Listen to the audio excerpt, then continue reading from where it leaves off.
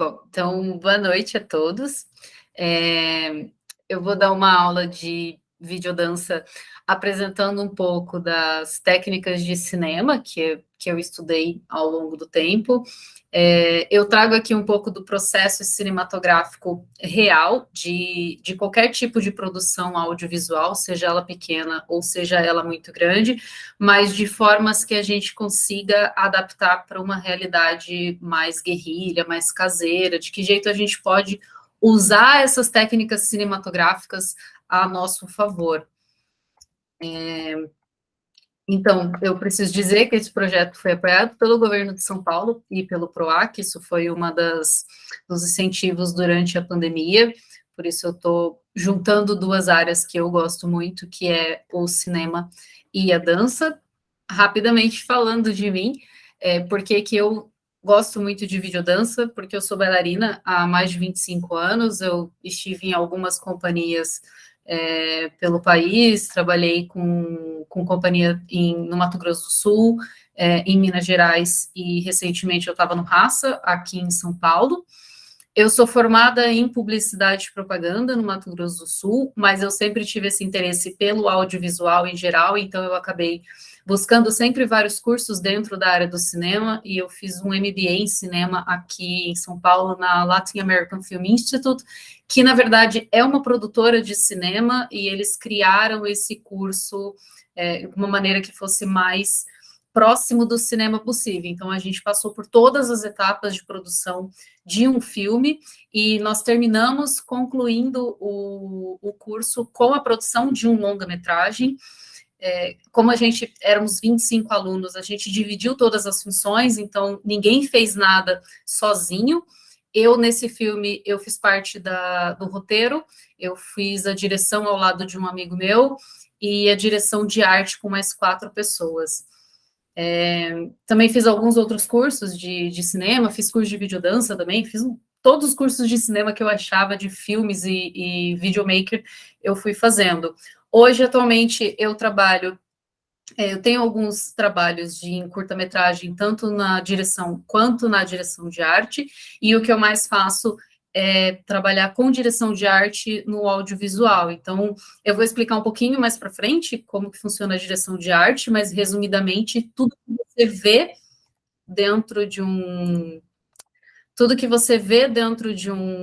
uma cena foi o diretor de arte que colocou ali. E eu também tenho um canal de cinema no YouTube que eu falo sobre qualquer coisa que envolva o universo cinematográfico. Então, começando antes da gravação, quando a gente vai fazer um vídeo dança, muitas vezes a gente acaba indo por impulso, na empolgação de filmar alguma coisa e tem um resultado interessante, mas de que forma a gente consegue pegar uma ideia ou um trabalho corporal nosso e transformar em algo um pouco mais profissional e com um pouco mais de técnica? Isso vem tudo de um planejamento. E assim como em um filme, seja um longa-metragem, um curta ou qualquer outra produção audiovisual, a gente começa através do roteiro. Pode parecer que é um excesso para uma produção de um videodança, mas isso vai trazer uma garantia de que você vai ter um resultado muito mais próximo daquilo que você imaginou. Então, a gente começa por uma definição de tema. Não necessariamente a gente precisa estar contando uma história como uma narrativa de um filme dentro de um videodança, mas você tem um storytelling acontecendo ali dentro de toda forma. Você vai estar passando que seja um sentimento, que seja um pensamento, um sonho, alguma coisa, alguma ideia está sendo apresentada nesse vídeo. Então, é bom você ter isso muito claro do começo ao fim da produção para que você tenha um resultado mais coerente e que as pessoas que estão assistindo o seu vídeo consigam compreender isso da melhor forma possível. Se você não tem uma ideia em mente, qual é a sugestão? Brainstorm, que é uma técnica da publicidade, é usada hoje em vários campos de trabalho, que é basicamente sem filtro nenhum, você pensar em qualquer coisa e anotar todas as ideias que vê à mente, todo tipo de palavra, toda expressão, porque alguma coisa vai surgir dali. E talvez daquele primeiro montante que a gente tem nesse primeiro brainstorm, podem surgir outras coisas e assim você começa a tecer uma narrativa. O que eu recomendo, o que eu faço particularmente para sempre ter alguma coisa à mão?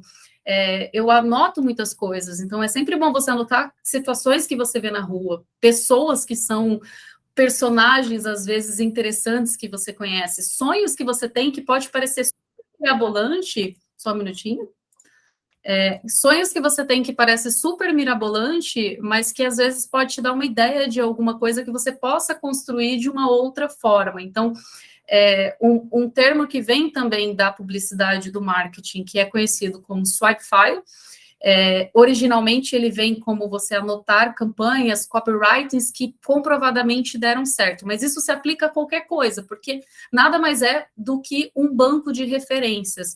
Então, eu, por exemplo, eu tenho um swipe file no Pinterest, que eu guardo tanto links de vídeos que eu já assisti, de videodança, quanto imagens, algumas coisas que me inspiram e que podem me trazer algum tipo de ideia. Então, sempre que eu penso em algum projeto, inicio algum projeto, eu venho para esse lugar, eu adiciono coisas sempre que eu encontro algo que seja interessante, que possa me dar alguma ideia no futuro. Depois que você tem um tema definido, a gente vai passar para cenas. E da mesma forma que você estiver escrevendo um roteiro, você teria que escrever cena a cena o que está acontecendo naquele filme, né? Então, no videodança não é diferente. Você também vai determinar cena a cena o que vai ser filmado. Se você vai ter uma coreografia na cozinha, uma coreografia que se passa pela sala e termina no quarto, ou se você vai para a rua, ou o que acontece nisso. Então, esse é um momento que você começa a entender onde, por exemplo, você vai gravar isso. Se vai ser uma interna ou uma externa, que seria dentro de uma casa, dentro de um estúdio, ou uma externa na rua, no parque, ou alguma coisa assim. Você vai entender também de que forma você pode usar melhor o espaço que você tem, mesmo que ele às vezes pareça um pouco limitado. Existem outras formas de explorar esse espaço para trazer um pouco mais de qualidade e de profissionalismo para o seu vídeo.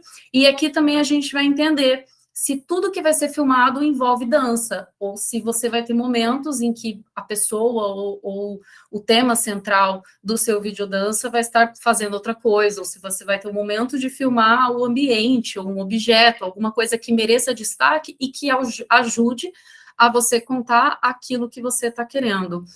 E depois disso, definido quais são as cenas que você vai ter no seu videodança, a gente entende o que é o coreografado. Se vai existir uma coreografia ou se vai ser tudo improvisado. Hoje é muito comum, todo mundo pega uma câmera no final de uma aula, coloca o celular lá no cantinho da sala, filma um improviso, e aí a pessoa joga num editor, coloca um monte de efeitos e publica. Isso é legal. Mas você pode conseguir muito mais coisa e aprimorar um pouco mais esse vídeo para trazer um aspecto um pouco mais profissional e trazer uma imagem que seja mais interessante, que realmente prenda o espectador. É isso que eu estou apresentando, todo esse processo de produção, de maneira que você possa conseguir um resultado um pouco mais, com uma qualidade um pouco mais elevada. Uma coisa muito importante que eu sempre bato em cima é a escolha da música. Se você quer usar uma música que você não tem direitos autorais, uma música conhecida, uma música comercial, não tem problema, você pode usar. Quais problemas você pode ter com isso? O YouTube trabalha, não é ele quem define o que acontece com o seu vídeo. Então, você tem os detentores dos direitos das músicas e eles determinam de que forma eles vão agir, de que forma eles se comportam com o seu vídeo. Então, você coloca uma música, não sei, do Lineker, e pode não acontecer nada. A única coisa é que o proprietário dos direitos da música pede que a monetização do seu canal seja revertido para ele, e aí tudo bem. Porque aí você não é afetado e você continua deixando o seu vídeo lá. Mas tem detentores de direito que podem impedir que seu vídeo seja mutado. Então, você não vai ter som no seu vídeo. Ou que ele possa até ser bloqueado, que ele possa não ser mais exibido. Então, você nunca sabe o que vai acontecer, por exemplo, se você jogar um vídeo desse com uma música sem direitos autorais no YouTube.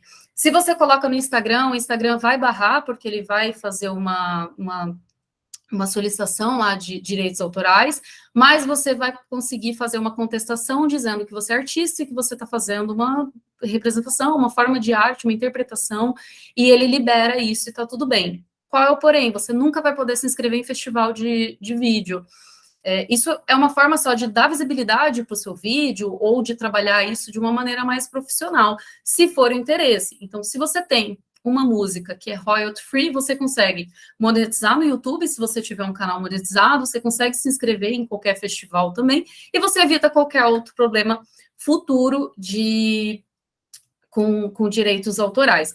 A partir daí que a gente tem o roteiro, aí sim a gente vai começar o processo de identificação da linguagem. Então, aqui seria o trabalho de um diretor, em um longa-metragem, em um curta, é a mesma coisa que você vai fazer com o seu videodança. Você vai definir qual é a linguagem do seu vídeo. Então, basicamente, a gente tem 3 grandes aspectos cinematográficos que vão definir o caminho do vídeo que você está produzindo. Então, seria a direção de arte, a fotografia e a edição.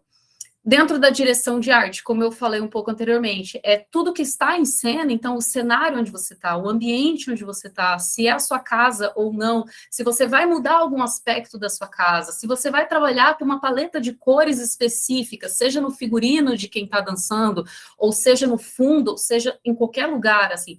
Da mesma forma que você pode trabalhar com cores na fotografia, você pode usar uma luz colorida, você pode trabalhar com isso em vários aspectos, pensando em como vai ser o cenário, o ambiente que você vai estar construindo, como é essa luz que você está fazendo, o que essa luz vai representar, vai trazer para o seu vídeo, qual é essa intenção de iluminação, porque diferentes iluminações vão trazer diferentes sensações para quem está assistindo, então é interessante que você pense o que você quer transmitir com isso, e também de que forma vai ser filmado. A gente ainda não está falando exatamente de plano a plano, de como vai ser exatamente cada cena. Esse é o próximo passo, mas aqui é você entender o que você quer passar com aquilo que vai ser filmado. Se você quer uma imagem mais fechada, mais próxima de quem está dançando, para trazer alguma sensação mais de intimidade, de proximidade, ou se você quer uma distância,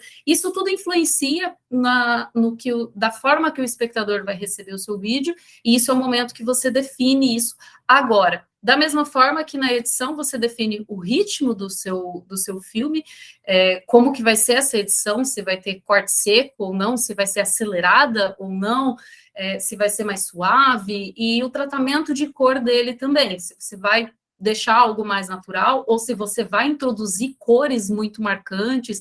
E exemplos de cores a gente tem muito no cinema, é assim que a gente consegue ter essas referências. Por exemplo, eu não sei se vocês conhecem a série Ozark, ela é inteiramente azul, e eles têm um motivo para isso. O filme Amélie Poulain, ele tem uma pegada meio amarela, meio esverdeada, e às vezes vermelho na direção de arte, então o negócio tem com essas 3 cores predominantes. Também tem uma razão de ser para isso. Então, esse é o momento em que você, que é o diretor do seu videodança, vai definir para onde vai esse caminho. A gente chega, então, no momento de uma decupagem, que seria desenhar, basicamente, segundo a segundo do seu vídeo. Isso pode ser uma etapa que você pode facilmente pular, porque é uma etapa super trabalhosa e que, se você tiver uma ideia na sua cabeça e consiga manter isso até o final, até o momento de filmagem mesmo, tá tudo bem. Isso aqui é um controle para que você tenha registrado isso e não se esqueça de nada. Então, você tem uma decupagem clássica que seria escrever literalmente aquilo que vai ser filmado, de que forma, por que ângulo, que plano, e sobre essas coisas eu vou explicar um pouquinho mais para frente, para ficar mais claro quais são as possibilidades, de que formas a gente pode filmar para que não seja uma coisa tão monótona ou tão sempre fixa naquele mesmo plano de corpo inteiro para a gente ver o que a pessoa está dançando. E uma outra forma seria o storyboard, que é desenhar aquilo que você vai ver. E não necessariamente você precisa saber desenhar para fazer um storyboard, boneco de palitinho. Se você mesmo entender aquilo que você quer, é o suficiente. Isso é só um mecanismo de você ter isso em mãos e conseguir levar aquilo que você imaginou lá no começo, quando você visualizou esse filme, esse videodança, você chegar no final e ter material realmente para compor essa ideia.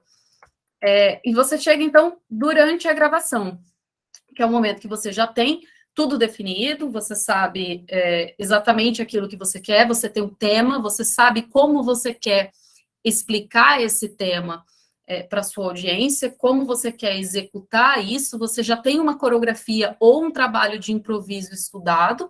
Uma coisa que eu acho que eu não falei é que no momento em que você define a música, é importante você trabalhar em cima dela antes de você pensar no que vai ser gravado, para você já entender de que forma você vai sincronizar música, movimento e gravação.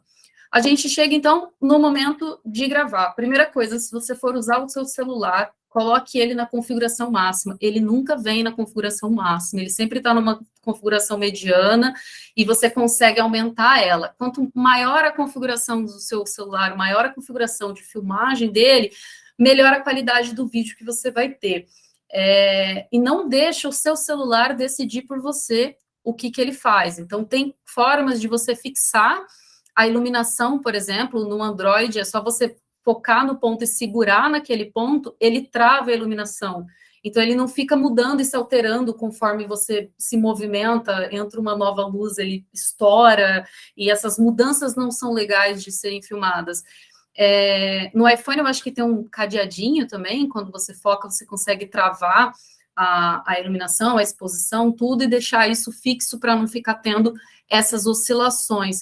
E tem também uma questão de você desativar o frames por segundo automático do iPhone, porque isso também vai alterar a qualidade do seu filme. O celular, toda alteração que ele faz, geralmente é digital.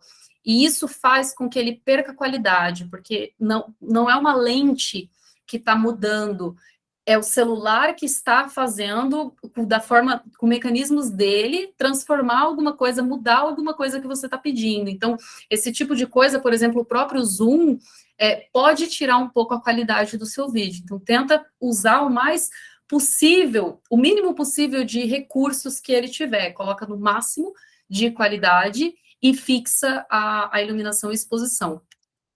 Falando em iluminação, é muito importante você entender que a iluminação do ponto de onde ela vem, ela vai interferir naquilo que você vai passar.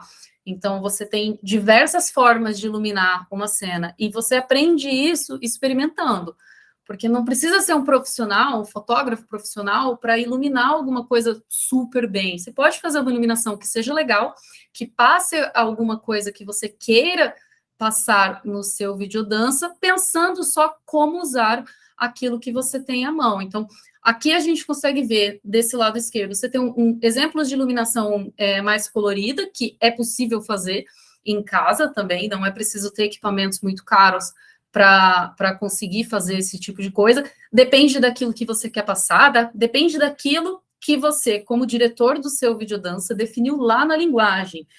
Quais são as cores que você está trabalhando, como é a iluminação que você vai fazer, de que forma você vai apresentar esse vídeo para a sua audiência. Então, entender também, como a gente vê nessa imagem da direita, que o lugar onde a luz está é muito importante e ela dá uma impressão completamente diferente, ela dá uma sensação para quem está assistindo completamente diferente. Se prestar atenção, na imagem da direita, a menina do meio, ela está com uma luz direta, frontal. Ao lado dela, ela tem uma luz que está a 45 graus do lado direito. A do canto, ela está com uma luz diretamente lateral. Você vê que forma um contraste muito grande de sombra no outro lado do rosto. Embaixo, aqui no canto direito inferior, é uma luz que vem de baixo, né?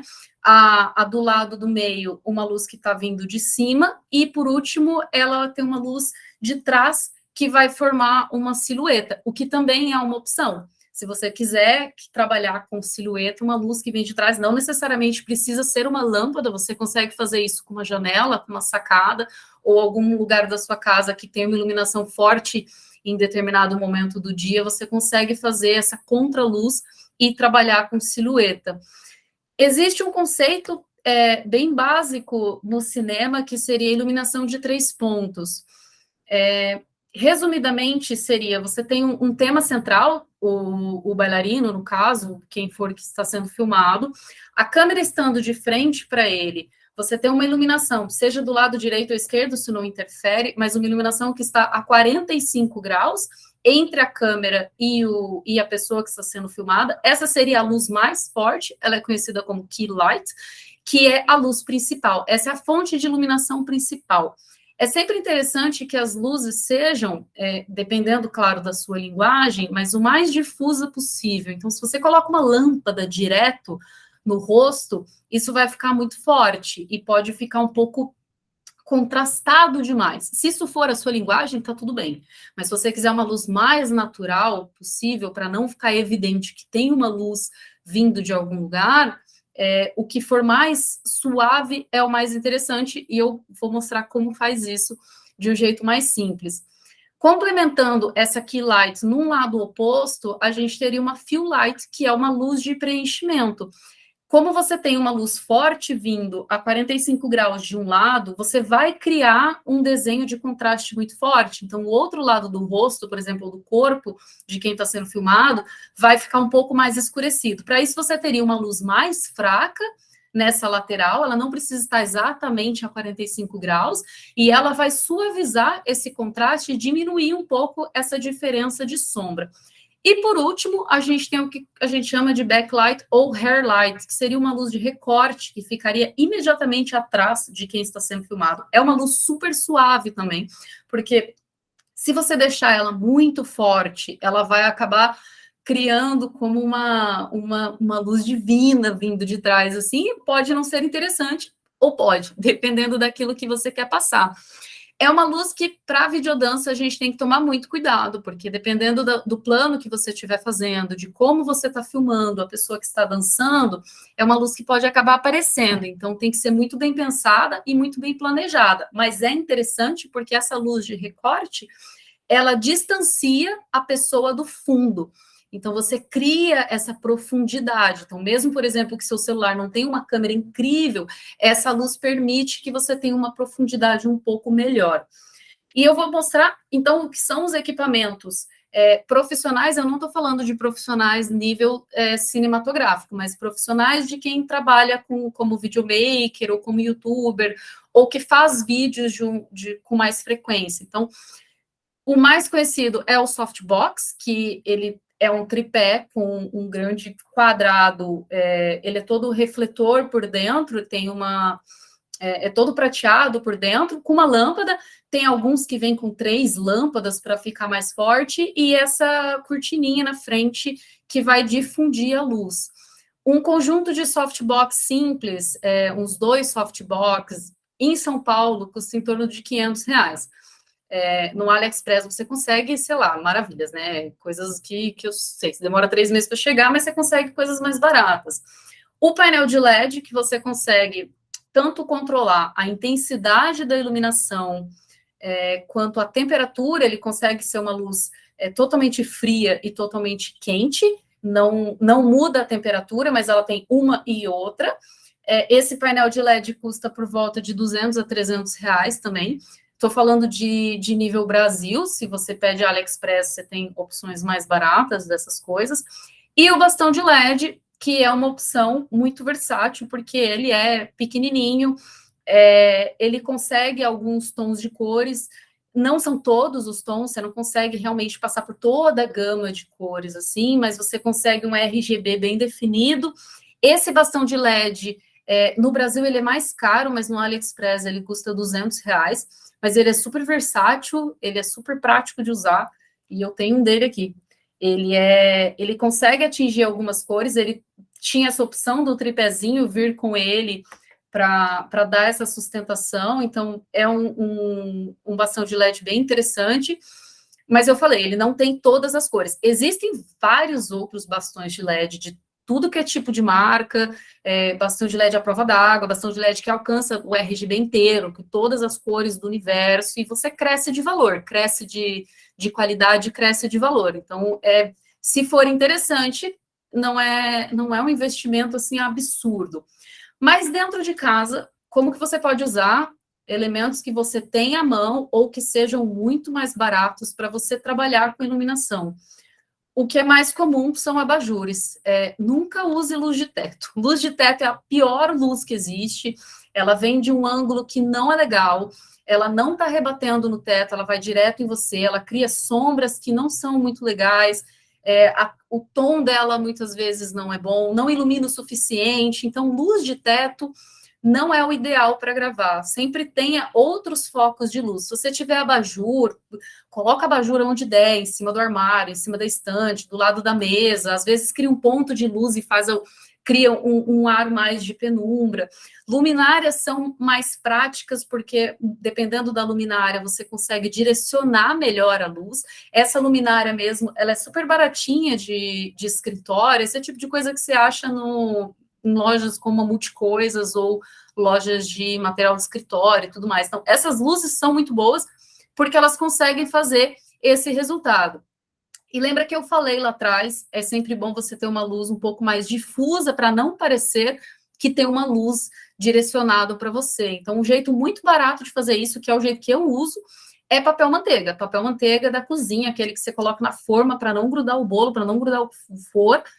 Ele mesmo funciona como um grande difusor. Então, quanto mais forte a luz você quer difundir mais, dobra ele quantas vezes for preciso, prende com prendedor de roupa, isso sempre funciona, eu uso isso há trocentos anos e para mim é super prático. Se você quer trabalhar com luz colorida, essas lâmpadas coloridas também não são caras, essas lâmpadas custam em torno de 10, 15 reais no máximo, você encontra em lojas de utilidades, como Multicoisas, essas lojas de coisinhas. Não que é uma lâmpada, que é uma opção ainda mais barata, papel celofane. Papel celofane cumpre a mesma função, porque no momento que você coloca ele na frente de uma luz branca, ele vai se transformar numa luz colorida. No cinema, eles usam uma gelatina, um outro tipo de papel que é muito mais caro, mas o celofane funciona e exerce exatamente a mesma função. Ele só tem um porém, que o papel celofane não é resistente a altas temperaturas. Então, você precisa só tomar cuidado que o que você tiver cobrindo, usando, seja luminária ou abajur, que aquela lâmpada não seja incandescente, que ela seja uma fluorescente ou uma lâmpada de LED, algum material que não vai esquentar, porque isso pode se tornar um problema que o celofane não vai aguentar. De resto, ele cumpre esse papel muito bem. Começando, então, como eu tinha falado lá atrás, no momento da decupagem, que você vai definir plano a plano aquilo que você vai filmar, aquilo que você vai, de que forma você vai filmar, por onde você vai filmar. Eu vou falar de alguns tipos de movimentos de câmera e como eles funcionam, e também como você pode fazer ele, por exemplo, com o seu celular, sem ter necessidade de grandes equipamentos. O primeiro movimento de câmera, um muito conhecido, é a panorâmica. O conceito da panorâmica seria você ter a sua câmera, seja o celular ou uma câmera profissional, parada no eixo dela e ela vai movimentar sem sair daquele lugar. É uma câmera que não vai caminhar com você, é uma câmera que direciona o seu olhar de um lugar para o outro. Como a gente vê nos exemplos, você está mostrando uma pessoa ou uma situação e você direciona para outro lugar. Ou você também pode acompanhar alguém, mas com esse movimento, sem que a câmera saia do seu eixo.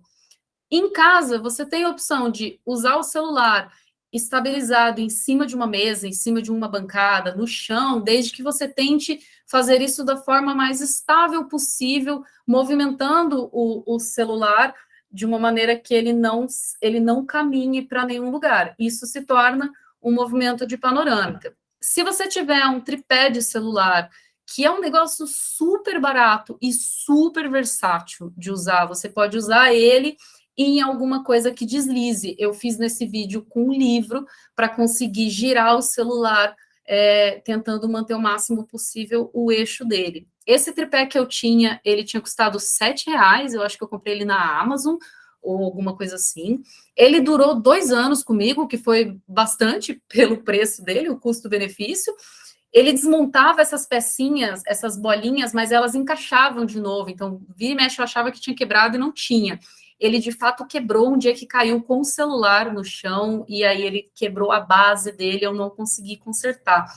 Hoje eu tenho esse tripézinho aqui, que ele não é um tripé de celular, ele é feito para encaixar nessa luz aqui, mas existe uma pecinha que você consegue comprar à parte que encaixa ele aqui, se for o caso. Mas é mais fácil realmente você comprar um tripé próprio para celular. Eu tenho essa pecinha que eu consigo rosquear ela aqui e ela prende o celular, porque ela tem o sistema de abrir um pouquinho.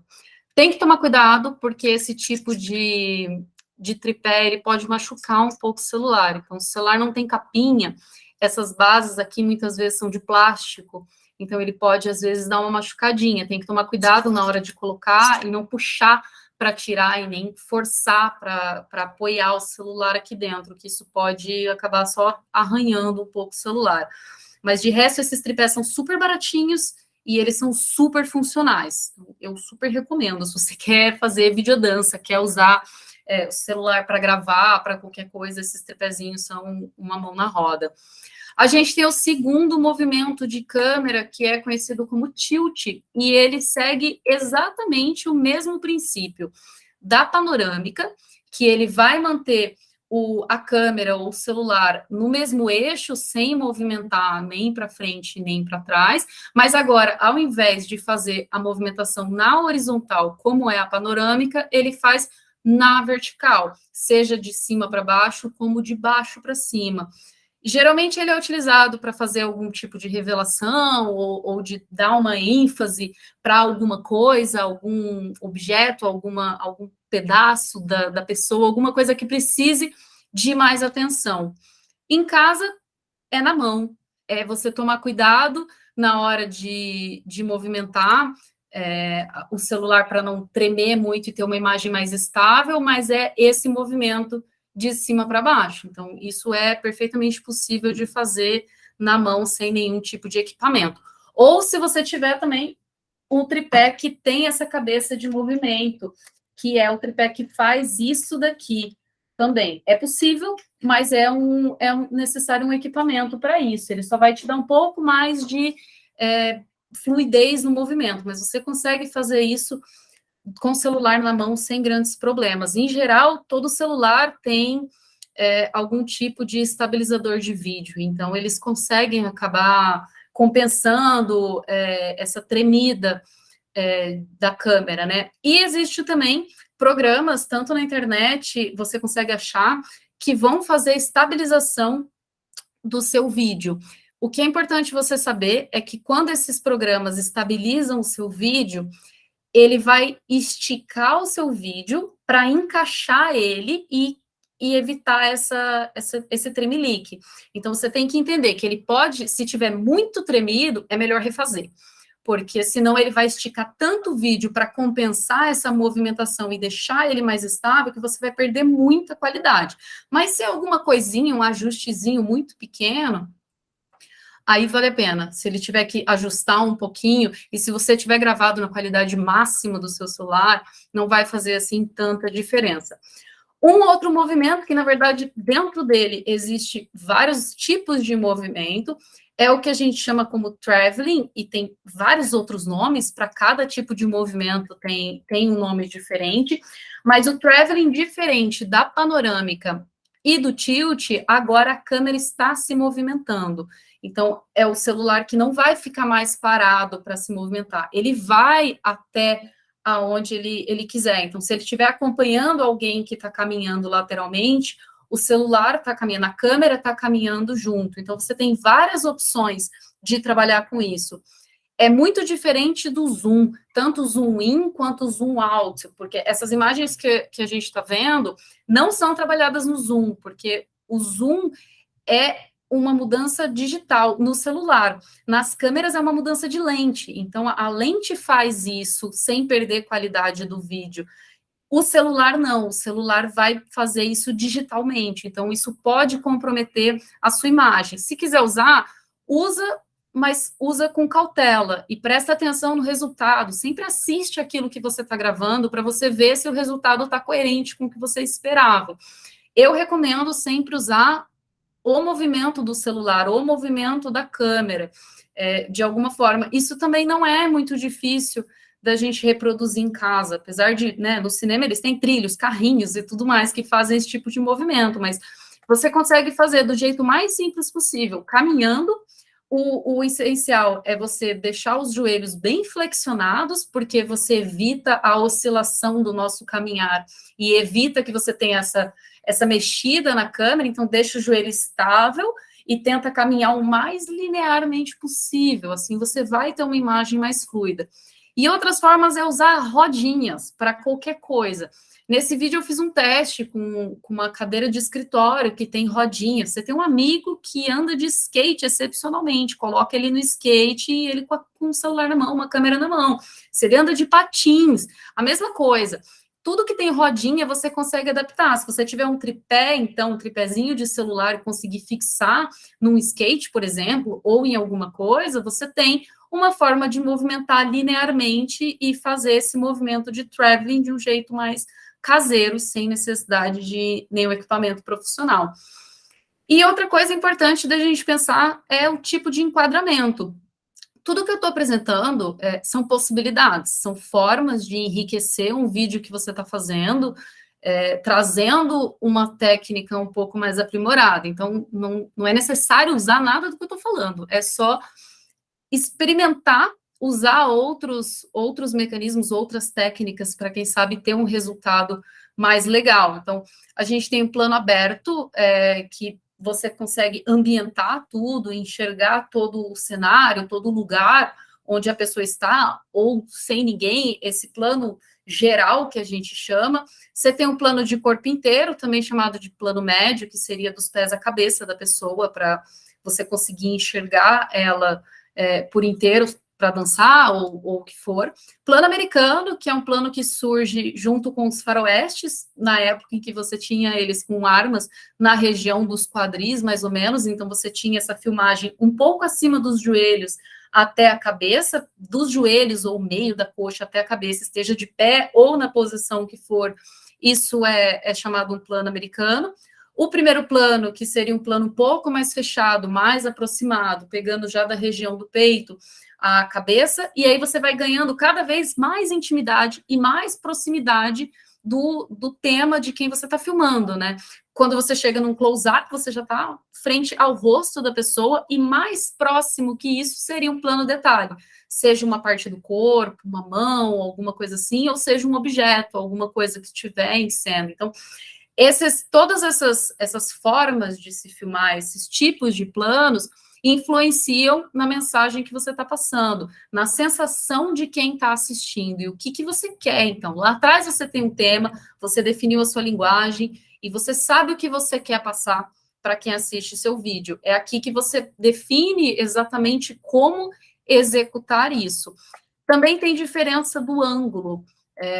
O ângulo normal, né, se você tiver reto na altura dos olhos da pessoa, ou se você tiver essa diferença de quando a câmera está acima de quem está sendo filmado, que é o que a gente chama de plongé, isso vai trazer uma sensação de quem está sendo filmado de ser menor, de ser talvez inferior ou submisso, alguma coisa assim. E a gente tem o oposto, quando a câmera está vindo de baixo e a pessoa está para cima. Você traz exatamente outra ideia, de que essa pessoa tem superioridade, tem poder, está crescendo, alguma coisa assim. Isso pode ser muito interessante de ser usado no seu vídeo, dependendo do que você quer transmitir. Existem alguns cuidados básicos, não são regras, mas eu sempre falo que regras são feitas para serem quebradas. Então, existem regras que, se você tem um bom motivo para isso, quebre, porque diretores fazem isso o tempo todo. É só você começar a prestar atenção nos filmes, você vai ver que as coisas que eu falei aqui, muitas vezes, está totalmente diferente no filme que você está assistindo. Mas existe uma proposta por trás, existe um motivo e um significado para que isso esteja acontecendo. Então, uma coisa muito legal de pensar é você não ter muito espaço acima da cabeça, porque isso fica um pouco desconfortável, fica um pouco estranho, você ter uma distância razoável, também não colar muito na cabeça, você vai cortar a cabeça, então você está num plano mais perto, mas você corta um pedaço da cabeça, mas está o resto do corpo inteiro, também pode ficar estranho. Mas, como eu disse, tudo depende da sua proposta, essas são regras comuns, para que a filmagem saia com uma qualidade padrão, digamos assim. Uma outra coisa é pensar nos cantos da tela, do que você está filmando. As linhas que não estiverem alinhadas verticalmente chamam muita atenção aos olhos. Então, se a sua proposta, por exemplo, for ter uma angulação inclinada, só pensa nos cantos. Se esse canto não estiver seguindo todo o resto, isso pode ser estranho. Cuida com coisas que estão sendo cortadas na metade, algum pedaço de alguma coisa que não está muito fazendo sentido naquilo ali. Então, é legal você ter um take, um plano um pouco mais limpo, que as coisas você consiga reconhecer tudo que está em cena, você consiga se ambientar no momento em que você enxerga aquilo. É só cuidados para que você tenha uma imagem mais legal. Quando você chega no momento de editar o seu vídeo, aqui você vai definir como você vai finalizar esse material. Então, você começa definindo o ritmo, que você já tinha lá na linguagem pensado nisso antes, mas é o momento em que você define, você vai executar isso, e você vai dar o ritmo, você vai definir quantos cortes você vai fazer, se você vai picotar uma cena, e uma hora aparece cabeça, uma hora aparece braço, uma hora aparece mão, e a pessoa que está assistindo fica ansiosa com aquilo, porque é um ritmo mais acelerado, ou se você vai deixar tudo mais suave, se você vai ter, às vezes, um plano sequência, que seria uma câmera que nunca corta, que vai seguindo o que está acontecendo, aquela cena, por bastante tempo. É esse o momento de execução disso. Tem que pensar muito nos cortes ou nas transições. Existem transições muito comuns, mas tem que sempre pensar em como utilizá-las. Por exemplo, você pode fazer um corte seco de uma coisa para outra, porque tem uma continuidade, porque está coerente e você não percebe esse corte acontecendo. Você pode, por exemplo, ter um jump cut, que seria esse corte que, na verdade, caminha no tempo. Então, você tem um corte aqui, a próxima cena tem 1 segundo para frente, e você vê que teve essa quebra de tempo, se for a proposta. Então, isso pode trazer mais dinamismo, mais velocidade.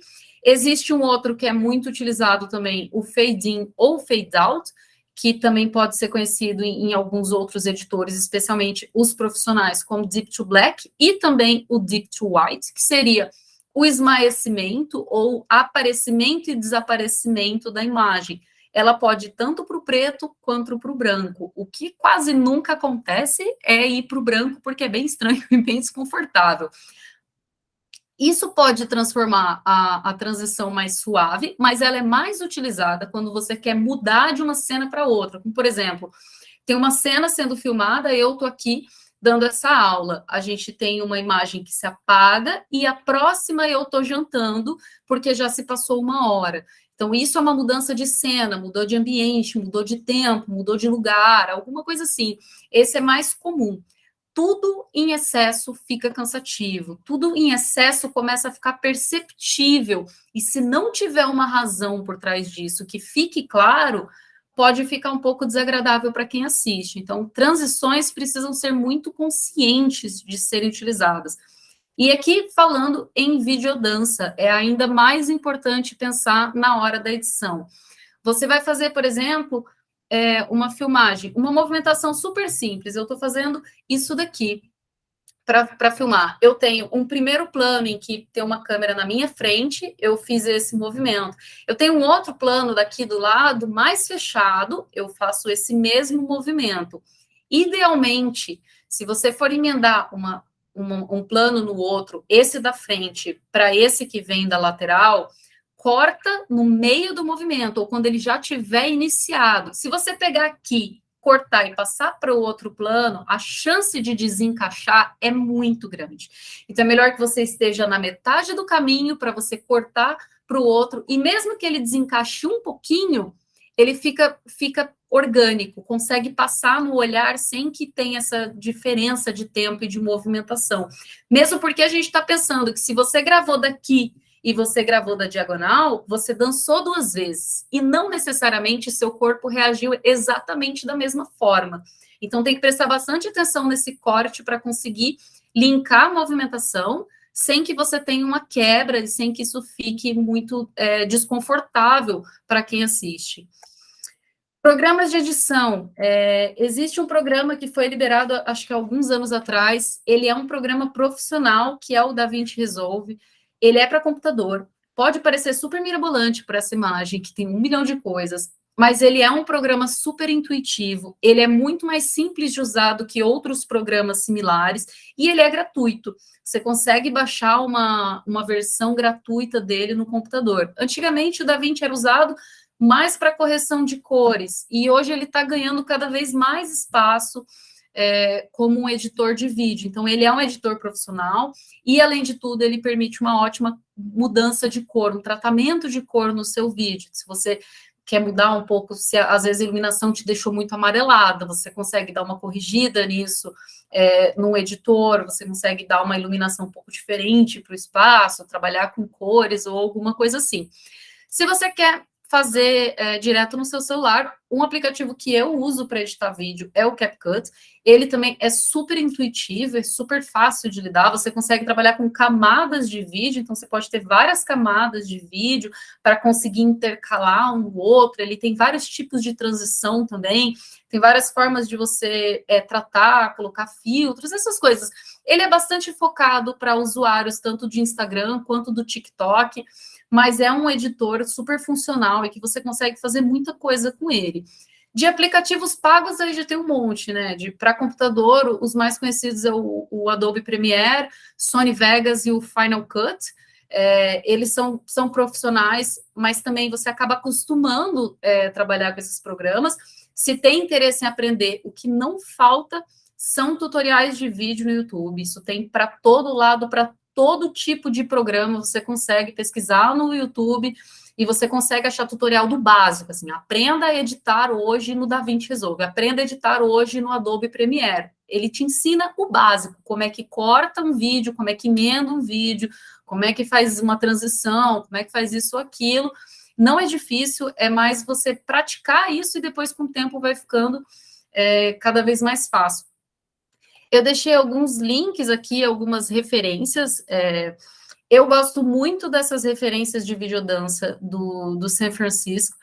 É um festival de videodança, só de videodança. Sim, eles são videodanças profissionais, assim, são de altíssimo nível, são lindos em geral, mas é interessante para a gente ter referência. Mesmo que a gente vai fazer no molde Brasil Guerrilha, é interessante você ter referências profissionais, referências de altíssima qualidade, para você tentar puxar alguma coisa dali e fazer do jeito que dá, com o que a gente tem em casa. Sobre esses tutoriais de tudo mais, de edição, de filmagem, de tudo, eu gosto muito do Brainstorm. É um canal no YouTube, você pesquisar Brainstorm lá, é fácil de achar. Eles são muito bons, eles estão há muitos anos no YouTube, eles têm muitos, assim, muitos vídeos já, dicas de filmagem, dicas de edição, de tudo que é tipo de programa. Você entra lá, tem playlist só para DaVinci, só para Premiere, só para isso, aplicativos 2020, 2022, então eles estão sempre atualizando, tem bastante conteúdo. Tem um outro canal que eu não coloquei aqui, mas é o Casal Rec, também do YouTube. Eles falam menos de edição e mais de filmagem, e de formas que você pode fazer as coisas meio faça você mesmo, assim. Então tem bastante dicas de coisas. Eles têm um curso também de filmagem de celular, por exemplo. Eu não fiz o curso deles, mas eu sei que eles têm um curso. Então, conteúdo tem para aprender esse tipo de coisa, tem bastante coisa na internet. Sites que eu uso para pegar música livre de direitos autorais. O principal é o próprio YouTube. Você entrou no seu YouTube, entrou no YouTube Studio, você tem uma parte, uma lateral ali esquerda, que te dá um monte de músicas. Você define ou o gênero da música, se você quer um rock ou um blues, ou você eu acho que não é sentimento, é alguma coisa assim que eles têm lá de que você quer, se é uma música melódica, uma música super feliz, alguma coisa assim. Por tempo também você consegue pesquisar de quanto tempo você precisa de música. Então, o YouTube, para mim, é a melhor livraria de músicas sem direitos autorais. E certamente você não vai ter problemas no YouTube de usar essas músicas. Você consegue ouvir tudo lá, baixar só as que você quiser, então é interessante. Eu tenho outros sites que eu uso também, que eu pesquiso músicas quando eu quero fazer alguma coisa, mas se você jogar no YouTube, no Google, músicas royalty free, você acha sites com referências, assim, dá uma lida só no que o site fala sobre a questão de direitos autorais, porque às vezes pode ser um anúncio, pode ser uma pegadinha e você não tem realmente direitos autorais livres. Ou você chega lá e tem que pagar. Então, é só dar uma lida em como que eles trabalham com isso, como que realmente funciona essa questão de direitos autorais, se você é livre para usar o seu vídeo de todas as formas. Tem alguns, por exemplo, que não permitem que você utilize de forma comercial, só para uso pessoal, esse tipo de coisa assim. Então, só tomar cuidado com o que tá sendo falado. Eu queria mostrar dois vídeos meus que eu fiz para finalizar, que representam coisas muito distintas. Então, o primeiro vídeo, a gente estava, quando eu estava no Raça, a gente tinha um edital, a gente estava com o PROAC em andamento e a gente entrou em quarentena. No meio da quarentena, a gente não tinha como ir para teatro e cumprir a nossa parte do contrato. Então, a solução que a gente achou foi fazer uma live com apresentações de conteúdo. Para isso, a gente ia produzir videodanças. A gente criou uma comissão para debater sobre o que a gente ia falar, a gente pegou um tema geral. Então, esse primeiro vídeo eu fiz inteirinho planejado mesmo. As fitinhas que tem no vídeo, eu pensei nelas, eu comprei elas porque eu não tinha as fitinhas, eu comprei tudo, eu planejei, eu desenhei tudo, eu coreografei esse vídeo para sair esse resultado. Eu mandei ele para vários festivais, eu acho que ele foi para 4 ou 5 festivais. Não são festivais competitivos, são só mostras de videodança ou de vídeo experimental, coisa assim. Uma outra coisa que eu não mostrei é que, falando em linguagem de diretor, da mesma forma que eu tenho esse arquivo do Pinterest de videodança, eu tenho um mood board de direção, que seria referências de coisas que me chamam a atenção, então, objetos, ou cores, ou cenas, ambientes, algumas coisas que me chamam a atenção e que eu gosto de guardar isso como referência para que em algum momento isso possa vir a ser usado de alguma forma. Então, eu tenho também uma pasta no Pinterest para salvar esse tipo de coisa, obras de arte ou coisas que me trazem alguma coisa que são uma forma de referência. Vou mostrar o videozinho. Vocês estão vendo o videozinho? Tá tudo ok por aí? Sim, quer, tudo certo. Tá bom.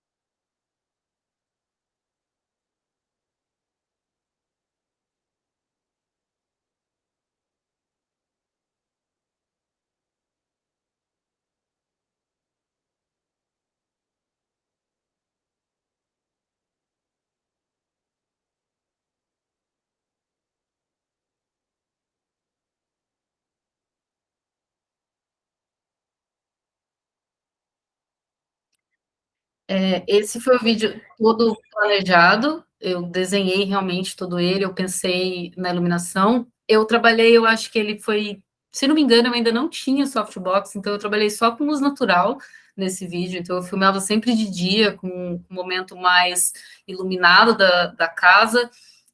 Eu usava bastante o que vinha de fora, eu sabia exatamente os horários que tinha a sombra na parede, eu sabia os horários que entrava luz na cozinha, então eu gravei conforme os horários do sol mesmo, eu não usei luz nenhuma nesse. O objetivo era deixar ele sempre mais claro, sempre mais esbranquiçado, trazer a diferença do começo do vídeo, que é mais acinzentado, inclusive ele está com uma saturação mais baixa, para ele ir crescendo na iluminação e nas cores conforme ele vai caminhando no vídeo. E eu tenho um outro vídeo que eu fiz recentemente, e esse é exatamente o oposto, que eu não planejei absolutamente nada dele.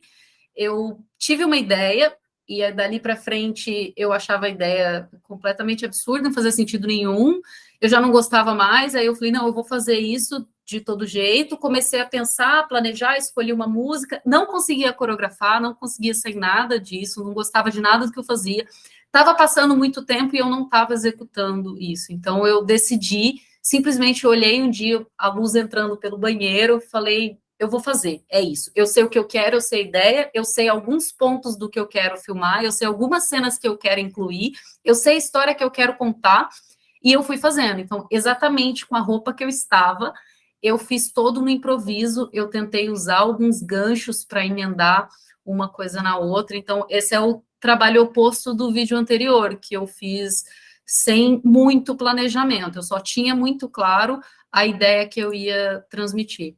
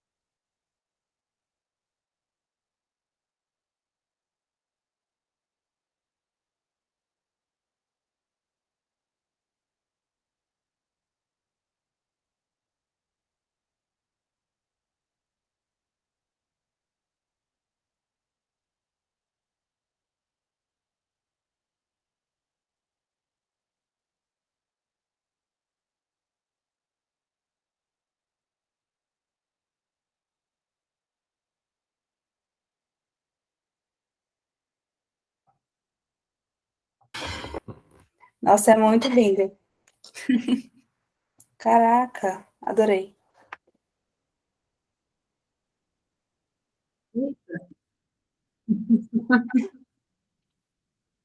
Tá me ouvindo, Pê? Deus. Nossa, Bugou aí. É muito legal. E você fez os cortes pro branco, né? Que você falou eu fiz. anteriormente. E ficou incrível. Adorei. Eu fiz, Me é chamou a verdade. atenção, adorei. Bom, é isso, então. Muito obrigada por ter vindo. Nossa, você arrasou. Obrigada. Eu amei saber mais. Gosto. Sempre bom, né? Uhum. Eu que não tenho noção de nada, a gente já começa a ter um outro olhar, é bem legal. Parabéns, amiga, parabéns. Obrigada, então. Obrigada por esse convite. Imagina. Obrigada por ter. Esperando os próximos. Obrigada, querida. Obrigada eu. Tchau, tchau. Um beijo, tchau, tchau.